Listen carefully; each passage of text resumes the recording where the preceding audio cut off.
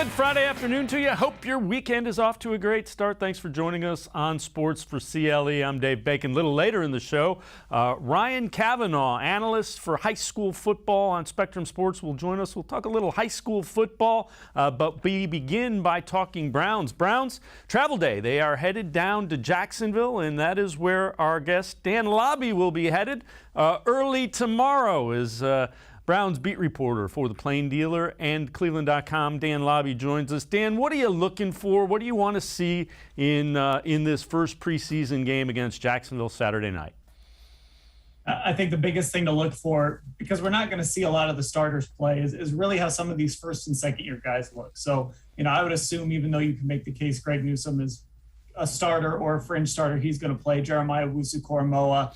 How do all these first-year guys, rookies, and a guy like Jordan Elliott, who we talked to yesterday, how does he look? Just kind of getting eyeballs on all of these guys before you get to that regular season against Kansas City. This is a big opportunity for them to show what they can do in not a real game, but as close to a real game as you're going to get before you go to Arrowhead. The other thing is Baker Mayfield not playing, a lot of the starters not playing.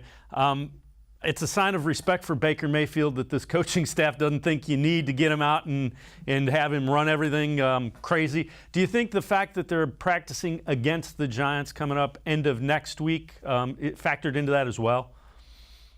I do think that's a part of it, because those will be competitive practices and give you an opportunity to play some competitive football in a controlled environment where the quarterback gets to wear the red jersey.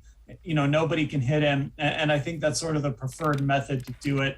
I was just thinking today, Browns fans haven't seen it happen to their team, but they've seen bad things happen to other teams against the Browns in preseason games. Sam Bradford got hurt against them in a preseason game. Odell Beckham had a pretty bad knee injury against the Browns that sort of lingered and led to another injury later in the year in a preseason game. So Browns fans should know that these things can happen in the preseason. And listen, in 2019, Baker Mayfield and the offense had a great drive to open their preseason. And it was, you were thinking Super Bowl after you watched that drive, and we know how that went. So it's really just about being able to have that controlled environment, have enough competition to get guys ready, but also acknowledge it's a long season. And what happens Saturday in Jacksonville just doesn't really matter. And the flip side of it is this is an established roster. And that's something that Browns fans, we're not used to that. Established guys that you don't have to rush out there. Who are some of the guys that these preseason games are big for? Some guys that have to go out and do well to earn that spot on the 53-man final roster. You really look at the competition points. So Greedy Williams and Greg Newsome. I don't know how much we're going to see Greedy Williams if he is going to play Saturday night. He's been working with the first team almost exclusively, so obviously they consider him a starter right now. Coming back from that injury, maybe they want to protect him a little bit. So I don't know if we'll see him, but you watch that. You watch the linebackers, Mac Wilson, Sione Takitaki. They've been playing really well. So how do they look? Well, again, they might not play, but what about the guys behind them? Owusu-Koramoah, some other guys like that. And the kicking, a good kicking competition. You love to see that. Cody Parkey has to kind of take hold of this job, I think, when he gets his opportunities. All right, so Freddie Coleman answered the question, are the Browns the team that is best suited to beat the Chiefs in the AFC? This is from ESPN's First Take. Again, here's Freddie Coleman. No, I still think it's the Buffalo Bills, because I wonder if the Browns can handle being the hunted, because 2 years ago when they got all that hype, they did not handle it well. Now I think they'll be better equipped to handle it now, because Kevin Stefanski, their head coach, has done a great job, and they've been able to have the right kind of mix of veteran leadership, and those guys have grown up from 2 years ago.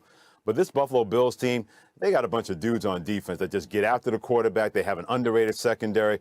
I know that Josh Allen gets a lot of credit, but the wide receivers are terrific. They bring in Emmanuel Sanders to help out this football team. So Cleveland is terrific. I think Cleveland is going to be a terrific team. That's a potential 11 to 12 win team. But in terms of being the best chance to beat Kansas City, I'm going to trust it's the Buffalo Bills, because they're tough, they're physical, they're relentless. That's not to say that the Browns are not, but I just think having that experience of dealing with being the hunted in the AFC, when people said this is supposed to be your division, then they went out there and won it, and then they gave Kansas City more than a holy you-know-what in the first half of the AFC Championship game. I trust that team can handle being the hunted a little bit better than Cleveland this year and stands the best chance to beat the Chiefs in the AFC. And Dan, if you told me the Ravens, if you told me the Bills, I couldn't argue with it. I don't necessarily agree with the rationale. But if you tell me you think it's the Bills, I can't necessarily argue. Right. I mean, it could be any of those teams. But the thing that Browns fans need to keep in mind is when you kind of go through the rosters and you look at the Chiefs and the Browns and you stack them side by side, there are legitimate areas where the Browns are just better than the Kansas City Chiefs. Right. Obviously, the Chiefs have Patrick Mahomes, Tyreek Hill, Travis Kelce, but in the running back room, the offensive line, there's areas on the defense where the Browns are just better than the Kansas City Chiefs. So I think those rosters stack up really well against each other. I think the Browns will handle being kind of the hunted team well too. I understand why he's saying that, but I think they're going to be fine, being the team that's not going to sneak up on anybody, because to be honest with you, I don't know that they were necessarily sneaking up on anybody last year. They were just taking advantage of the opportunities in front of them, and they won 11 games in the process. And, I think they'll handle that okay. And I think if you stacked up the Browns roster against the Bills, I think the Browns is better. I just do. And you go back to the running back room, you go back to the offensive line. I know they have Stephon Diggs. I know they have some guys on defense, but I like the Browns roster than the Bills. I just do. Right. And, if you were to sit down and let's say you take the quarterbacks out of the equation, you were to start drafting players from the Browns and the Bills, you might take a few Browns players before you start taking Bills players. So, you got Myles Garrett, Clowney, Odell Beckham, Jarvis Landry. There's so many guys. I didn't even mention Nick Chubb and Kareem Hunt. So the talent on the Browns roster really does stack up, I think, among the best in the league, whether it's the Bills, the Chiefs. If you want to jump over to the Buccaneers, who might have the best roster in football overall, I think the Browns even stack up pretty well against a roster like that.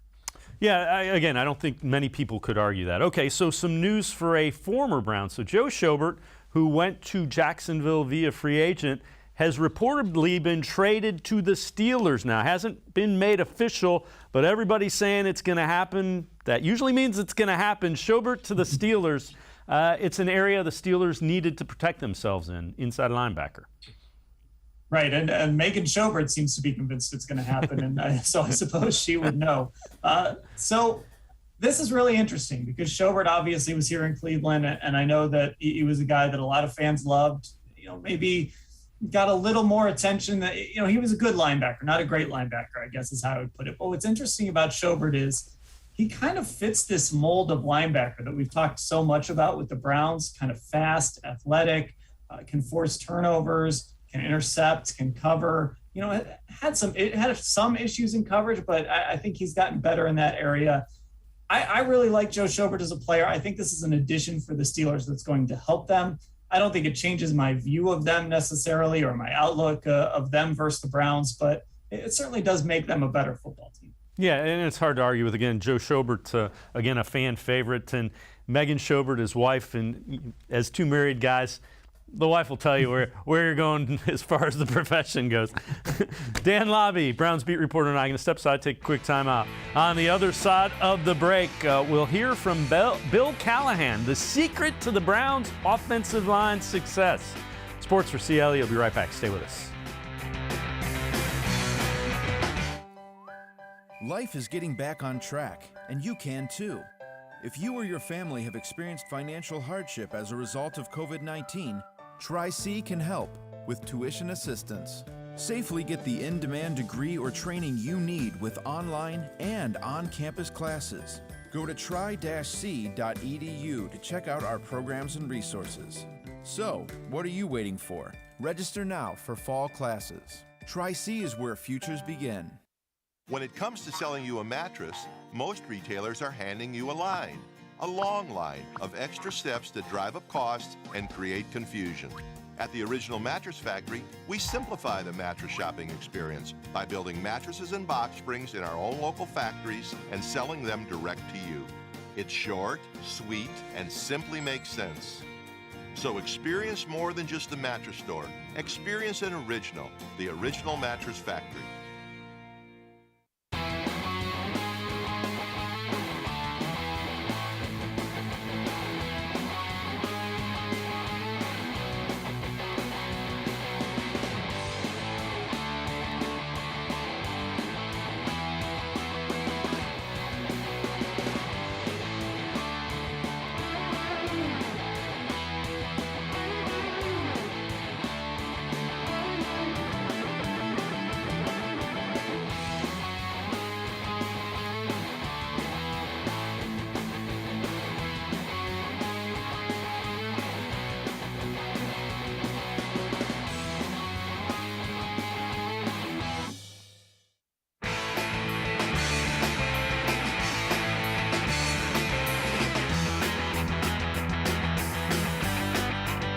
We continue talking Browns football with Browns beat reporter for the Plain Dealer and cleveland.com, Dan Labbe. So Browns offensive line coach Bill Callahan talked about the secret to success for the Browns and that offensive line. They never get satisfied, and they're always trying something new. And if you don't take those types of risks, you'll never improve. And that's just kind of how we see the game. And if you don't get into that every day and try something different, you'll never know. You'll just be in a rut. And it's just like, throwing that fastball every time. You just keep throwing that fastball, someone's going to hit it. And they're going to hit it long and deep. And so we try to really, change the program a little bit and be a little bit more, different, and try to give them some subtleties that maybe they haven't been exposed to that may suit their game or may help their game. Let's bring back in Dan Labbe. And Dan, I thought that was really interesting. It's kind of keep challenging guys to find new ways on that line to beat pass rush moves or to do run moves differently. Yeah, it's why Bill Callahan is really one of the best assistant coaches in football, and he's really transformed this offensive line and made it so much better. And it just reminds me, when you're watching these practice reps every day, we put so much stock into what we see, but sometimes you do have to take into account, like, hey, they're drilling things or they're trying new things, or they want to see how something looks, and it's not necessarily an exact replica of what will happen in a game if there's a tight end next to the tackle or if there's a running back there to help out and chip. So I could sit there and listen to Bill Callahan talk football all day. He's been a great addition to the Browns, and just as a guy that Kevin Stefanski can lean on too. So not just what he's done with the offensive line, but just a guy that, Stefanski says his office is right next to him, so he can go and knock on the door and pick his brain when he's got questions or needs help with an issue as, kind of a first-time head coach. So the other question is Baker Mayfield a top 5 MVP candidate? And we can delve into that a little bit. Keyshawn Johnson on ESPN's KJZ had this to say about that question. He won't be a top 5 MVP candidate because they're going to do so much in the running game that is going to take things away from him statistically. And when you are statistical out in nature, when these guys are voting and stuff like that, they're looking at the statistics. His statistics won't be there where he will be allowed to be in that kind of arena with those other quarterbacks. That's how I agree with that. He might play terrific. He might be an MVP, but I don't think people will give him when credit. you're throwing 3,500 yards and it's just not, they're not going to do it. And again, Dan, I think that's a valid point, but I still think he's going to throw for more yards than some people think and more touchdowns as well. I do too. I think we're going to see the numbers that we start to see from elite quarterbacks in Baker Mayfield. He's never thrown for over 4,000, and there's some things he hasn't quite gotten to in his career. And I think the offense is going to be a little more open than people are maybe thinking it will be. Now, they're going to run the ball with Nick Chubb, and they're going to let Kareem Hunt get opportunities, but I do think they're going to lean on the passing game a lot more, and they really did towards the back half of last season and going into the playoffs. They did rely on the passing game, so I think he's going to have opportunities. It's going to take the Browns, maybe going 14-3, maybe getting the first seed in the AFC. If they do that, then Baker Mayfield's going to be in the discussion for MVP. If they win 11 or 12 games again and they're a wild card team, then it's going to be a little more difficult. I think team success factors into it as well. Yeah, and you know what? It's quite possible they could win 13 or 14 games. I would not say that's ridiculous as something to predict. All right, a guy that the Browns drafted has become kind of a Swiss Army knife. Demetric Felton, picked late in the draft. Some wide receivers, some running back. Felton was asked which he prefers. I always say that I really don't have a preference. My only preference is putting the ball in my hands and letting me make plays. I feel like I can be very successful at either position, and I feel really comfortable at either one. And how challenging is it with the playbook, having to know and understand what's in there for the running backs and the responsibility comes with that, and then also having to have an understanding and knowledge of what's required of you at receiver? How difficult is that? It can get, it can get confusing. You'll mix certain rules together. You have to know a lot more about one play than sort of say another player who just plays one position. But, it's just with anything. If you work hard at it, study hard, you'll be able to figure it out. Definitely in some space. That's why I feel like I'm most effective and, can have a chance of scoring a touchdown. But I definitely have no problem running it up the gut. Like I said before, I just want the ball in my hands because I feel like I'm a playmaker and I can make things happen. And you can never have enough playmakers. What have you seen from Demetric Felton, Dan? He's been working a lot with the wide receivers, more than necessarily the running backs. Yesterday I showed up to kind of look for him a little bit, and he was over with the returners, and then he spent time with the wide receivers, spent time talking with Odell Beckham Jr. So he's really splitting his time, but I've seen him a lot with the wide receivers, especially with Anthony Schwartz dealing with a hamstring, and he's been missing time. So I think there's an opportunity there for him. But I'm curious to see what his role is ultimately going to be. Kareem Hunt kind of does a lot of that dual threat stuff, and he's going to be the guy that's in there on third down. But Kevin Stefanski and Alex Van Pelt are going to come up with some wrinkle to put Demetric Felton on the field, I think, and cause defenses to maybe just think for a split second, okay, what are they going to do with this guy? It's just another kind of toy for this offensive staff to play with. When and I know you wrote about this, you looked at D'Ernest Johnson, you look at Felton. Talk a little bit about take us through what you wrote on that and just the thought behind it. It's kind of an interesting dynamic because D'Ernest Johnson, when Demetric Felton got drafted, I thought maybe that was bad news for D'Ernest Johnson. How do you put him on the roster? If you've got Chubb, you've got Hunt, you're probably only going to keep one other running back. So how do you fit D'Ernest Johnson and Demetric Felton on the roster? And D'Ernest has had a really good camp, and he's a guy that's shown you he can step in and carry the football. And frankly, both these guys should perform well on Saturday night in Jacksonville in that preseason setting. It's just primed for running backs down the depth chart to have big nights. So I want to see how that plays out. I don't think Demetric Felton, I don't see a scenario where they get rid of a draft pick. So he's going to make the roster. I would be surprised if he didn't. But now I'm not sure if that necessarily means D'Ernest Johnson won't make it, especially if he can help them in the kick return game and if they view Felton maybe as more of a wide receiver. Dan Labbe, Browns beat reporter for the Plain Dealer and cleveland.com, and I going to step aside, take a quick time out. On the other side of the break, we're going to turn our attention to the defensive side of the ball. A look at the depth chart. We'll also talk some Mack Wilson. Sports4CLE, we'll be right back. Stay with us. Life is getting back on track, and so is the job market. Be ready with the training you'll need to get a great job. If you or your family has experienced financial hardship as a result of COVID-19, Tri-C can help with tuition assistance. Whether you want to improve your skills, get certified, or train for a new career, go to tri-c.edu to check out our programs and resources. Register now for online and on-campus classes. Tri-C is where futures begin. When it comes to selling you a mattress, most retailers are handing you a long line of extra steps that drive up costs and create confusion. At the Original Mattress Factory, we simplify the mattress shopping experience by building mattresses and box springs in our own local factories and selling them direct to you. It's short, sweet, and simply makes sense. So experience more than just the mattress store. Experience an original, the Original Mattress Factory. The Ohio Lottery Partners in Education program recognizes role model students and teachers from across Ohio. Nominations can now be done completely online. To nominate a deserving teacher or student, go to OhioLottery.com. In the About section, find Partners in Education. There you will find links to the nomination forms. Students kindergarten through 12th grade can be academic all-stars.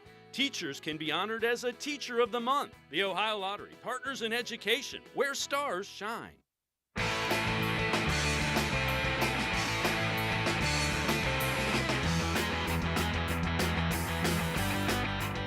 We continue talking Browns football with Dan Labbe, Browns beat reporter for the Plain Dealer and cleveland.com. The unofficial depth chart, the first one of the year, came out. Let's look at the defensive side of the football, and a lot of familiar names and some new ones. You look at Jackson and Billings as the tackles, Clowney and N. All those guys new this year. Greedy Williams was injured last year. John Johnson III and Anthony Walker, all listed on that top of the depth chart. So, Dan, you look at the linebacking core, and Taki and Mack Wilson listed as the starters. especially Mack Wilson. That was a guy that some thought was kind of on that roster bubble, but how well has he performed thus far in training camp? It's really a credit to both of those guys that they've come in and taken advantage of their opportunity. And Mack Wilson, especially with Owusu-Koramoah going on the COVID list, Tony Fields, hurting his foot again. It's actually the other foot than what he hurt in the spring. So, I think Mack Wilson deserves a ton of credit for showing up. He's really kind of transformed his body a little bit. He shaped himself a little more the way the Browns want him to be. I don't know what Mack Wilson is ultimately. I don't know if he's the guy you want starting at linebacker, but I think he's certainly proven in this camp that he's a guy that belongs on the football field. And right now he deserves to be with that number one group of linebackers. He's earned it. And you know what? Good for him. Good for a guy rising to the challenge when he knew that was confronting him. So let's hope it continues for Mack Wilson. All right, so bunch of new additions to the defense, and we kind of went through a couple of them. Who has really stood out for you of the guys they have added? It's a really obvious one. It's John Johnson. He's really lived up to the billing. We've gotten an opportunity to get an up-close look at that defense. They did a red zone period early in training camp, and he was talking the whole time, and not trash talk. It was directing traffic. It was calling out what he was seeing before the play, during the play, making sure guys were going where they were supposed to go. The other day we were in the field house and we were kind of right behind the defense while they were practicing. And he sniffed out a run play pretty much at the snap and was, calling it out and ran over and helped make the play. So John Johnson is really flying around. He seems to get himself around the football a lot. And that just tells you that he's really smart. He puts in the work. He knows what he's seeing. And when all those things come together, you end up around the football, and he's lived up to it. So the defense has a bunch of new players on it. Offense has basically the same guys coming back intact. We've heard that the defense is kind of ahead of the offense somewhat. Is that a surprise? Is it a surprise how cohesive, maybe the word you use, the defense looks early in camp? Yeah, I would have thought maybe the offense would come out and look a little better. Sometimes in these settings, the defense will look better, but I also think sometimes it's going back to kind of what we talked about with Bill Callahan. They're working on some things. They're experimenting with some things. And, the thing about Baker Mayfield is he's kind of a when the lights are on type of quarterback. So, obviously, look, he puts in the work. He practices hard. He does what he's supposed to do in practice. But there's just something clicks on when the lights turn on with Baker Mayfield, and you can just kind of sense it. I mean, I've made the mistake of reading too much into maybe a practice performance from Baker Mayfield in the past. I'm not going to do it again. This is a guy that when the lights go on, he responds. So I think the offense is going to catch up, and when we start playing real games, we're going to see really what this offense can look like. But again, it's a good sign that the defense appears to kind of be coming together pretty quickly. Pro Football Focus. Key first-year starter for each and every team, and they list Jadeveon Clowney for the Browns. I think that's the right choice. He's really going to be vital to what they want to do in that pass rush.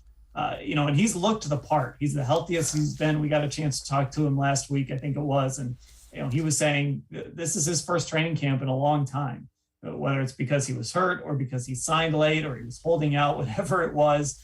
This is the first time he's been in training camp. He's been healthy. He's been ready to go. He seems really engaged with Myles Garrett. The two spend time working together on the side on their pass rush moves when they're not in reps. So Jadeveon Clowney is the key guy here, because the other thing is if he gets hurt, you have a problem. There's not a ton of depth in that defensive end rotation right now. With Takk McKinley, he's excused for personal reasons, not sure when he's going to be back. And then you start getting into a lot of unproven guys. So I think Jadeveon Clowney being here now, being on the field and being healthy for 17 games is really important to this pass rush. And if he is, think about Clowney on one side and Garrett on the other, and think about what that poor quarterback is thinking. And don't forget those guys in the middle too, because I think they really help those ends a lot. We talk about the bookends, but I really think what happens and kind of what we overlook is when you create pressure up the middle, that quarterback has to go somewhere. And when he goes somewhere, there's going to be either 95 on one side or 90 on the other, and he's not going to have any place to run. Yeah, and neither is a really good option for him. All right, so Jeremiah Owusu-Koramoah missed some time at the beginning of camp, and he just talked about how important this preseason, especially this game, is to help him get the reps and up to playing speed. I thought I was up to speed when I, first came back. I was like, yeah, I did the walkthroughs, I ran through the plays in my mind, ran through the plays on the whiteboard and things like that. But like I told the media a couple of days back, it's nothing really like those in-game or those in-practice reps to be able to simulate exactly, how it feels to be out there, to have other guys coming at you, ready to block you and trying to execute, being able to process things in less than a split second. And, I'm not too far back, and I'm not far back at all in my mind, but those things do come with experience. And Dan, you like everything you hear from Owusu-Koramoah, because I think that's exactly it. It's going to be a little bit quicker than he's used to at the elite college programs like Notre Dame. Right, and every level, it kind of just speeds up. But not just going from college to the pros, but then in the NFL, there's kind of that pace you practiced in the spring. And then you get to training camp, there's that speed. And, this is where preseason is valuable, because that's a little bit faster now, because you're going against another team and guys trying to make rosters there. And then, of course, you get to the regular season and the real games, and the speed is just amped up even more. So, Owusu-Koramoah is going to pick up on things really quickly. I'm curious to see kind of where he ends up now getting playing time after this first game. That's sort of a good point for this coaching staff to sit down and maybe rethink some things, give some guys some opportunities up the depth chart if they want to do that. He's been working mostly with the third team right now, but I think we're going to see that change quickly, especially if he plays well on Saturday night. Is there anybody on defense? We talked a little bit about the defensive ends. Who are some names to listen out for as you go deeper in that rotation that, if they play well, could grab some playing time? Well, I would have said MJ Stewart, but he came up with a hamstring, so I'm not sure if he's going to play. But he was a guy that was competing in the slot, and he was playing a little safety too. So, I'm not sure if we're going to see him on Saturday night or not. Javonte Moffitt is a guy Browns fans might remember from last preseason, last training camp, I should say, because there was no preseason. But Javonte Moffitt is a guy that could get an opportunity with guys banged up in that secondary. Robert Jackson, he got playing time last year. He played in important games for this team, and he's been working up the depth chart a little bit. And I want to see kind of what he's improved on. And I'm sure he'll be out there early on Saturday night in Jacksonville. So he's another guy that, again, Browns fans might remember that name. And I kind of want to see what a guy like Robert Jackson looks like. So, those are sort of the guys we're talking about. Some players that you might remember from last year who got thrown in a pinch, but now they're getting kind of a real opportunity. Dan Labbe, Browns beat reporter for the Plain Dealer and cleveland.com, and I'm going to step aside on the other side of the break. We will hear from Colin Cowherd on Baker Mayfield. Also, a look at the NFL coaching tiers. We'll tell you where Kevin Stefanski is in this coaching tier system. Sports4CLE will be right back. Stay with us. When it comes to selling you a mattress, most retailers are handing you a line. A long line of extra steps that drive up costs and create confusion. At the Original Mattress Factory, we simplify the mattress shopping experience by building mattresses and box springs in our own local factories and selling them direct to you. It's short, sweet, and simply makes sense. So experience more than just a mattress store. Experience an original, the Original Mattress Factory. The Ohio Lottery Partners in Education program recognizes role model students and teachers from across Ohio. Nominations can now be done completely online. To nominate a deserving teacher or student, go to OhioLottery.com. In the About section, find Partners in Education. There you will find links to the nomination forms. Students kindergarten through 12th grade can be academic all-stars. Teachers can be honored as a Teacher of the Month. The Ohio Lottery Partners in Education, where stars shine.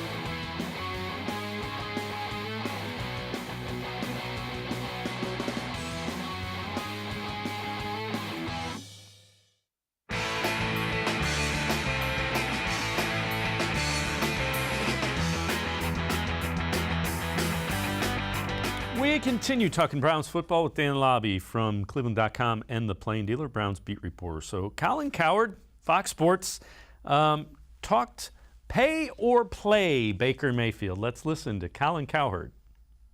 Baker Mayfield. Close, but I'd say they'll play a little bit more.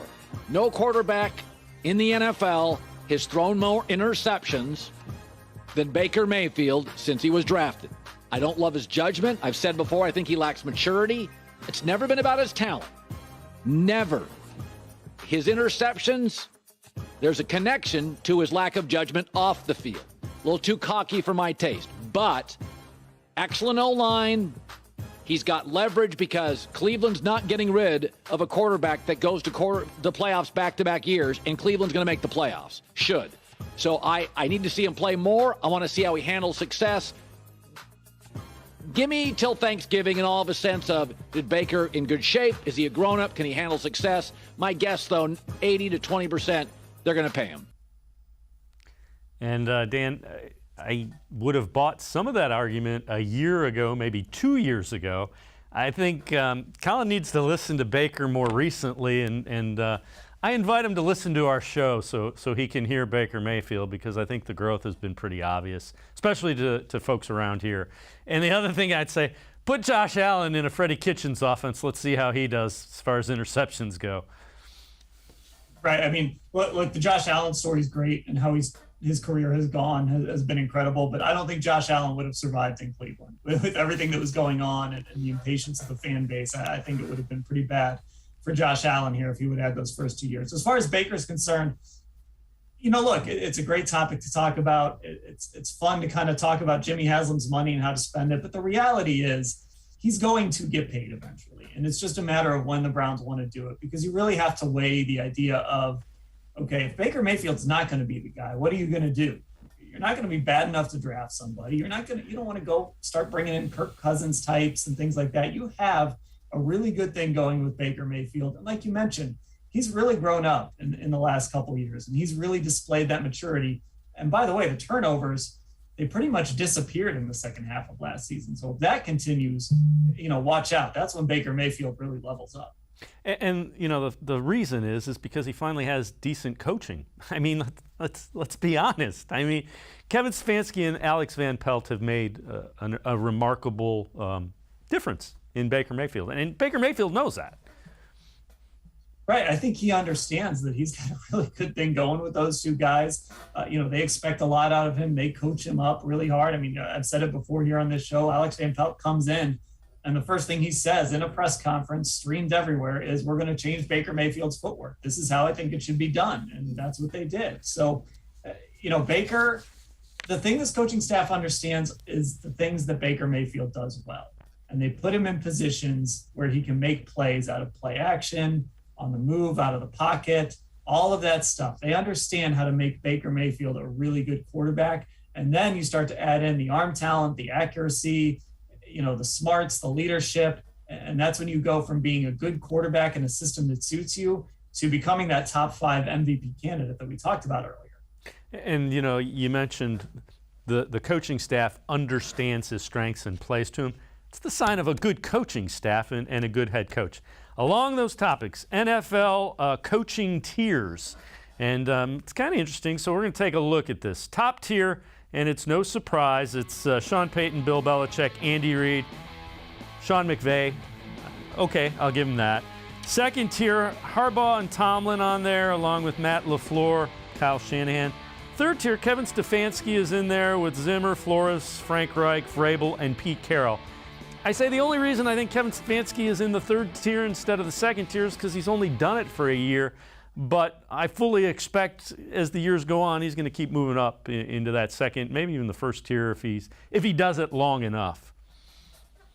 Yeah, I agree. I think when you hear people talk about Kevin Stefanski and then you kind of see how they rank coaches, you just sort of get the sense that they really like him. They really believe he's going to be a good coach and he's going to be a tier 1 or tier 2 coach. But ultimately, they just want to see it again for another year. They just want to see him develop on what he did last year. But, look, the company he's in there in tier 3 isn't bad. I mean, I really like a guy like Mike Vrabel. Obviously, There's other guys in that tier. Pete Carroll has been really successful. He's a very different coach from Kevin Stefanski, but I think eventually we're going to see Stefanski make that leap. I mean, you look at a guy like Matt LaFleur, who they have in tier 2, and obviously that's because he's won a lot of games and been successful there in Green Bay.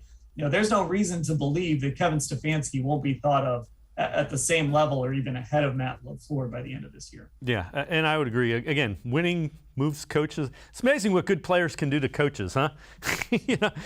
Right. You move up those tiers with elite rosters.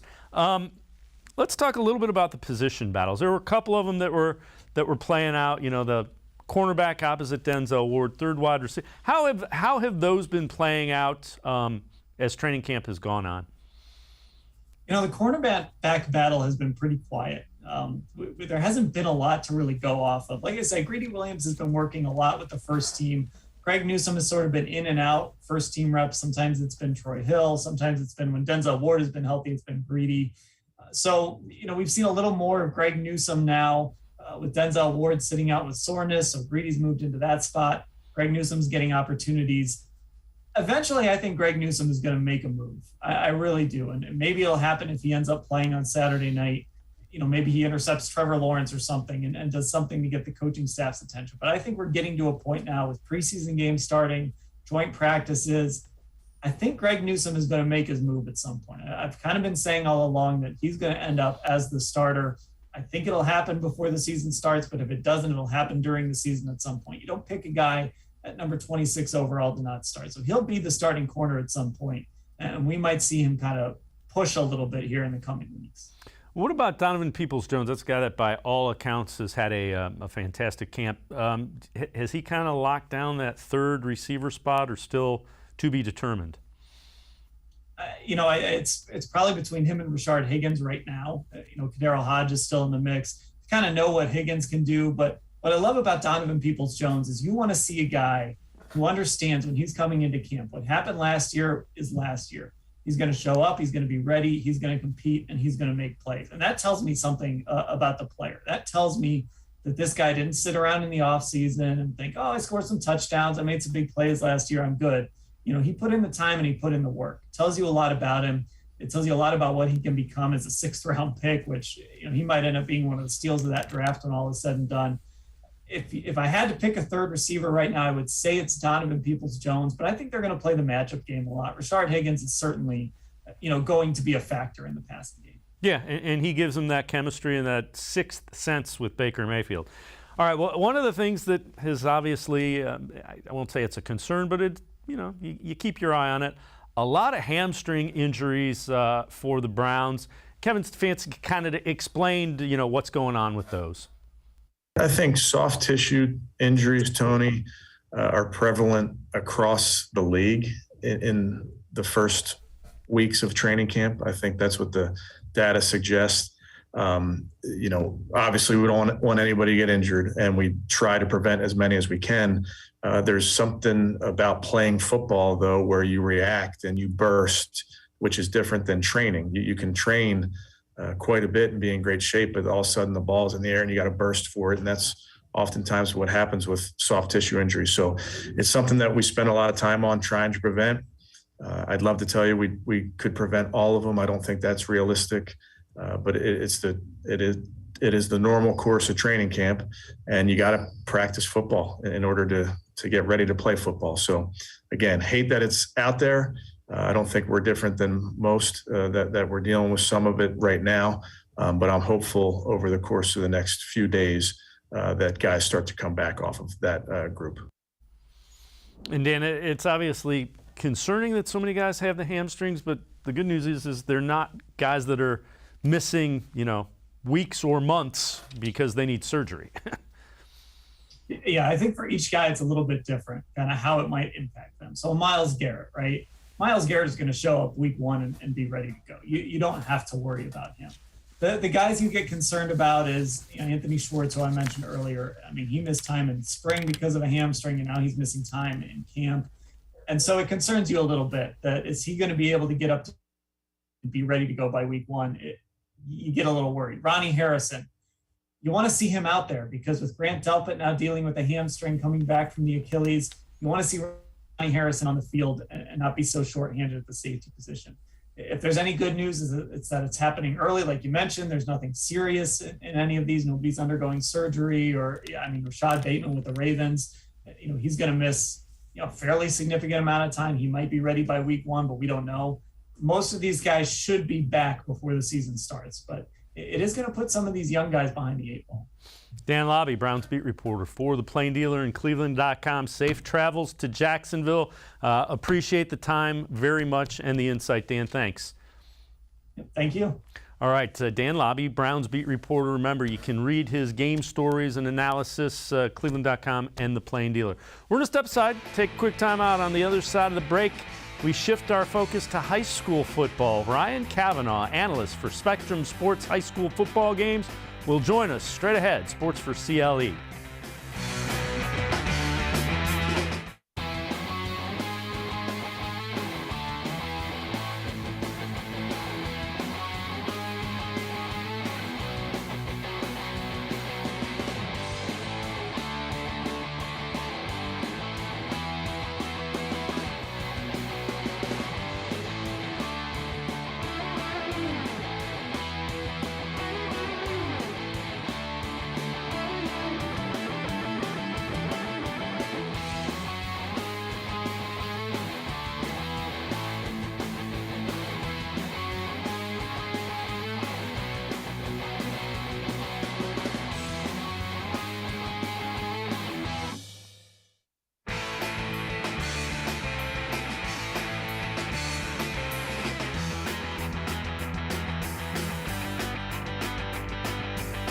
Sports4CLE continues. We're going to shift our attention to high school football as most teams will be getting ready and gearing up for their first game either next Thursday or a week from today, next Friday. Let's welcome in Ryan Cavanaugh, my longtime partner on high school football. Spectrum News 1 is where we will be this year. And Ryan, let's begin where you ended last year. The Hoban Knights, Division II, they were state champs a year ago.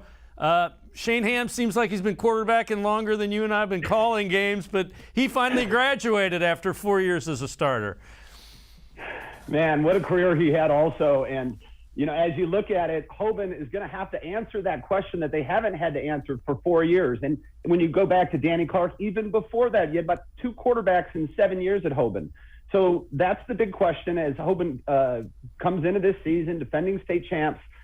Who is going to be the quarterback? Well, the answer comes from an unlikely place. It's Javion Crable. He was at Massillon last year, only a junior, transfers in. The name's familiar because his father, Sean Crable, also from Massillon, played at Michigan and then in the NFL for the Patriots. So Javion Crable comes in. He's got a talented backfield, Lamar Sperling and Markham McKinney. And there's Coach Tim Turrell. One thing he always has, Dave, is an outstanding big physical offensive line. And there's some of them. I expect that to be the case again this year. And then on the other side of the ball, defensively, they have what I think might be the best nose tackle in the entire state, James Martin. He's only a junior. He's started since he was a freshman.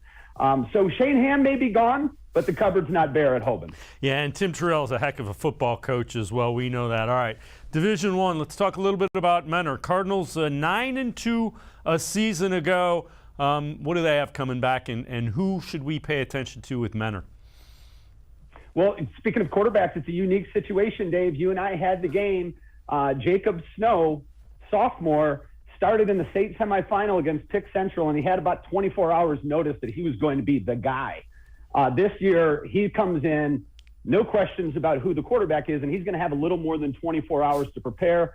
You know that Menor, they always have a bunch of sure-handed wide receivers, guys that can get open.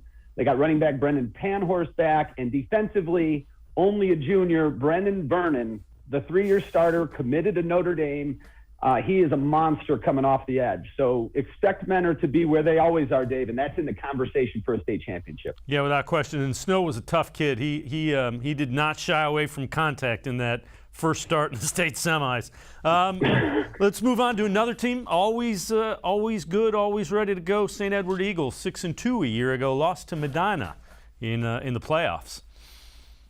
Well, Coach Lombardo brings back his quarterback, Christian Ramos. As you know, Dave, a terrific baseball player is Ramos. as he went on last year, he continued to get better and he continued to gain confidence. And I look for Coach Lombardo to lean on that experience that Ramos is bringing to the huddle. He's got Danny Anovich, really tough runner. Dan Scanlon, the offensive line coach, somehow always finds these guys that end up being all-state caliber linemen. So you look at the experience at the quarterback position, the running back position, and then defensively, there's Joel Castleberry. Castleberry, along with Zion Freer-Brown, will be two of the names to keep an eye on as the St. Ed's Eagles look to – I think they got a little revenge in mind, Dave. I want another shot at the Battling Bees from Medina, but that won't happen until the playoffs, and they've got to get there. They've got a tough schedule. Yeah, and speaking of which, Medina, 6-4, made a nice playoff run a season ago. We know the guy that's under center. He's one of the best in the state and one of the best in the country, actually, quarterback Drew Aller. Yep, and we're going to talk about him, Dave. But, I think he's Mr. Football. He's got to be at the beginning of that list. Drew Aller, his arm can win you games. He's a very athletic quarterback, and he's just a tremendous talent. But, you and I, Dave, became very familiar with this team last year through the playoffs. They finished strong. They beat Solon, Strongsville. Then get this, St. Ed's and St. Ignatius before falling to Menor in the regional finals. What impressed me the most offensively, obviously Drew Aller stands alone, but the number of wide receivers that could get open, catch the ball, and then do special things after the catch stood out. And defensively, Dave, I went down to Medina and I was looking for the mold of the 6'4", 220-pound football player that apparently they just keep pressing out, because they had 6'7" dudes that were about that size. Very athletic. They could run. A lot of them double as tight ends and running backs. So I expect to see that physical brand of football. Of course, you've got the big quarterback who's going to get the headlines. But what I think Medina has in their favor that they haven't had in the past is that big game experience. They know not only can they play with and compete, but they can beat the Saints. Yeah, they did it back-to-back last year in the playoffs, and that's always tough to do. All right, another team that's kind of interesting, Division I, Stowe, 5-2, and this is a team that if you're not paying attention to the Stowe Bulldogs, you should be. Well, and when you see them get off the bus, you will notice this massive offensive line that they're going to roll out. Coach Tom Phillips, about his third or fourth year there, and he's really got things moving. They've got a good quarterback themselves in Owen Bainbridge. Look at the size, right? How do you compete with this? So they're going to be big, they're going to be physical, and they've got some shifty players. Xavier Preston's one of those guys. Get the football to them, good things will happen. And I think, Dave, Stowe, they're flying a little bit under the radar, which I'm sure is exactly where they want to be. Yeah, and one thing we know, the Bulldogs under Coach Phillips are going to be physical. You are going to get hit. You mentioned the line. That defense will come up and hit you. We've seen that since he's been over at Stowe as well. Yeah, he's definitely made his mark there. It's what I call the ice bath kind of game. When you get back, you're looking to get in the ice bath because you're going to be sore. And he's got full buy-in. Now these are kids that have been in his program. Coach Phillips has been around the state. He's done great things at a lot of different places. And I expect the star of Stowe to continue to get brighter and them to be back in the conversation where they were years ago, when they had these deep playoff runs with Mark Norrie as their head coach. Ryan Cavanaugh, my play-by-play my color analyst. I do play-by-play on Spectrum News 1. We're going to step aside, take a quick time out. On the other side of the break, Ryan's going to break down some of the players from Northeast Ohio that you'll be hearing about on the high school level. Sports for CLE. We'll be right back. Stay with us.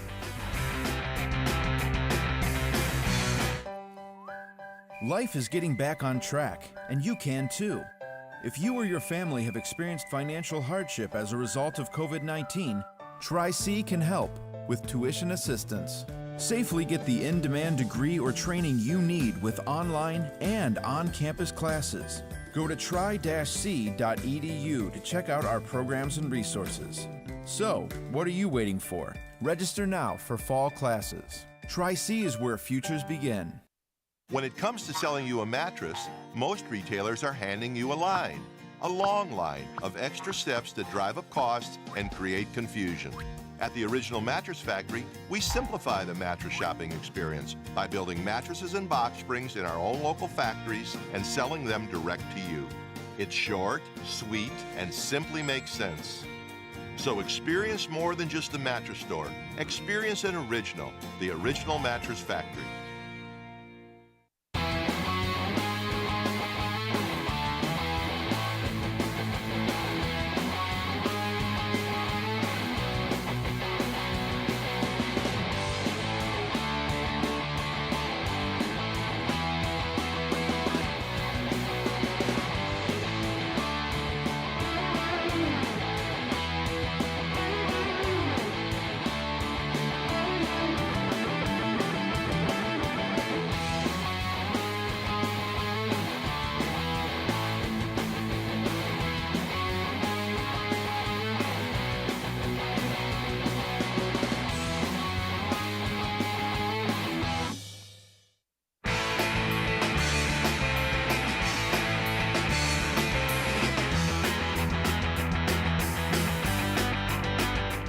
Welcome back to Sports4CLE. We continue talking high school football with Spectrum News 1 high school football analyst Ryan Cavanaugh, my longtime color partner, and Ryan, Drew Aller. We touched on him, quarterback from Medina.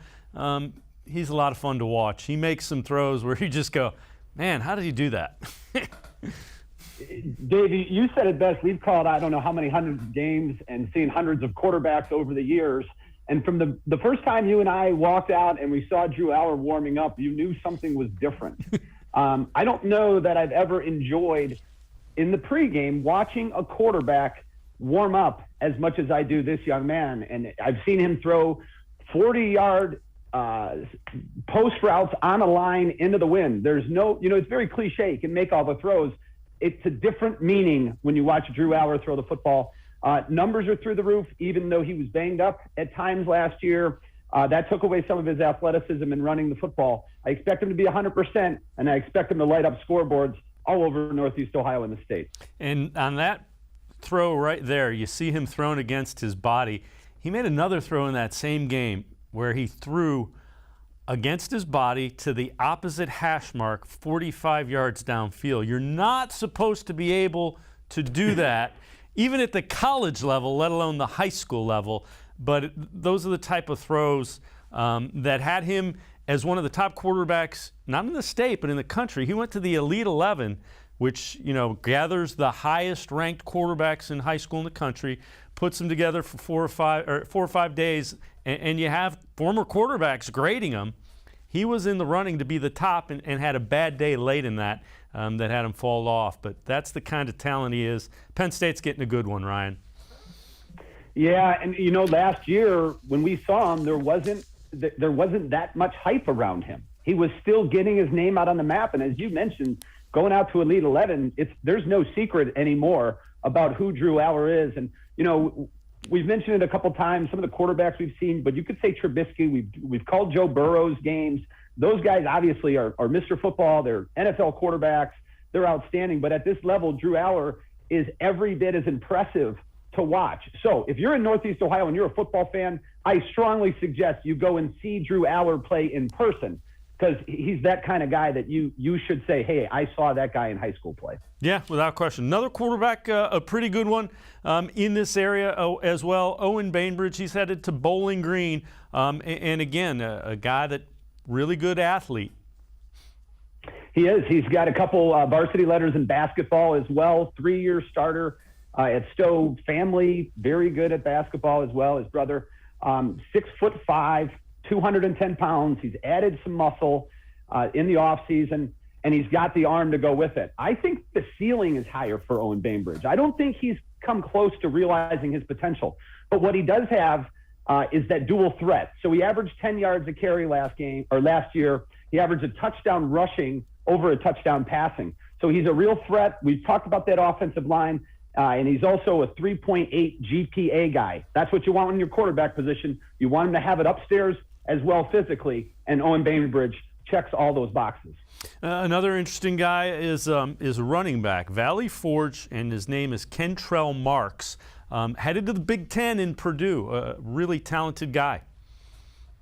He is. He's explosive. He's a slasher, but he knows, most importantly, what I like from watching him on film is he knows when to get north and south. because that sometimes when you have the skill set that Kentrell Marks has, you want to try and make people miss and avoid them. And sometimes the best run is knowing when to get straight uphill, and he can do that. And in this area, Dave, I'd say Ira Sampson over at Willoughby South. We mentioned Enovich, of course, the guys at Hoban. But Kentrell Marks, he is the premier running back in Northeast Ohio this year. All right, so we're going to shift our attention to the line. And before we get rolling with a couple of them, there's a guy out at Strongsville who has been starting on the offensive line since a freshman. And you and I went there and did that first game. And I think your question was, who is that? And that was Blake Miller, who is committed to play at Clemson.